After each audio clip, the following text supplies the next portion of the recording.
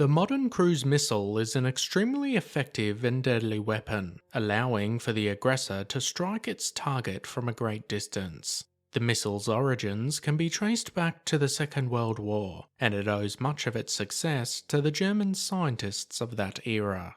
The V-1 flying bomb was one of Hitler's wonder weapons, and started the evolution of waging war from a great distance. In today's video, we look at the V-1 rocket and explain its impact on World War II.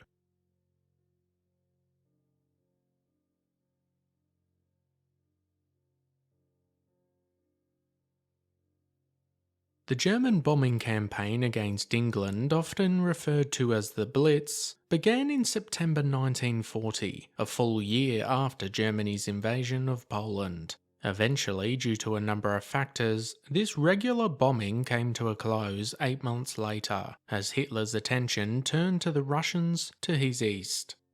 Meanwhile, Germany's air force, the Luftwaffe, became interested in the works of an aerospace engineer named Paul Schmidt. His previous invention of a pulse engine in the 1930s had obvious military applications. This would form the thrust for the flying bomb. Designed by Robert Lusser of the Fiesler Company, the V-1 sat at 8.3 metres or 27 feet in length, with a wingspan of 5.3 metres or 17 feet.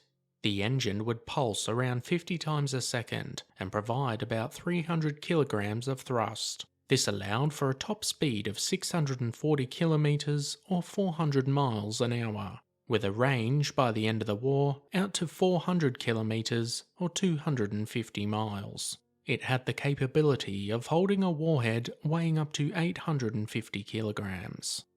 Testing for the V-1 started in 1941 in the secret German proving grounds of Peenemünde.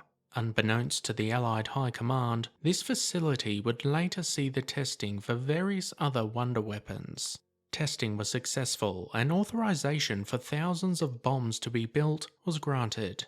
Over the course of the preceding years, thousands of V-1s would be built, with storage facilities intended to house the weapons built across northern Europe.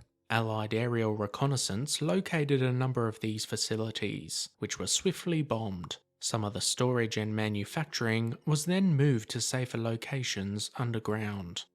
Surprisingly though, the first launch of a V-1 wouldn't be until the 13th of June 1944, a full week after the invasion of France on D-Day. This first bomb would hit London's East End, killing 8 people, but it wouldn't be the last.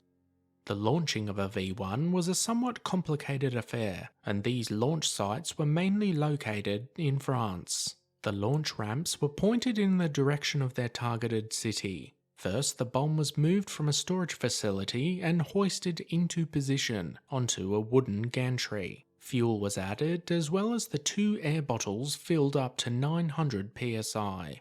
A catapult powered by hydrogen was connected to the weapon, and the Argus pulse engine was fired up. The weapon was then launched and flew towards its intended target. Autopilot then took over, which regulated its altitude and speed.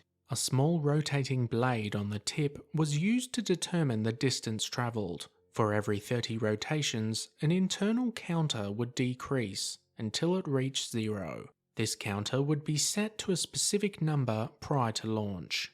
Once it hit 0, the V-1 would drop to the ground and its explosive payload would detonate. The V-1 would be nicknamed by the British as the Doodlebug or buzz bomb, due to the sound of the pulse engine flying overhead.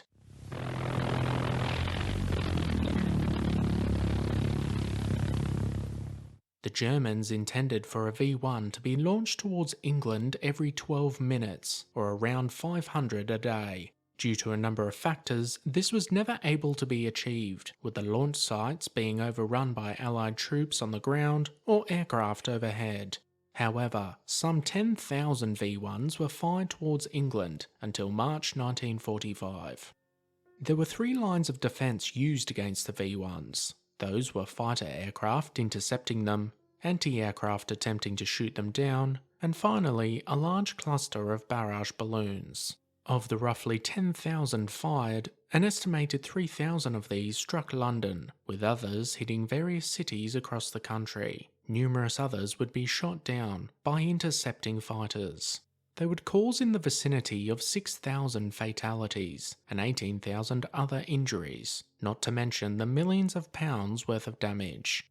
For the Germans, the campaign was somewhat effective, as it not only caused casualties and spread fear within the British public, it also caused Allied bombers to divert from their usual targets of German facilities in attempts to destroy the launch and storage sites.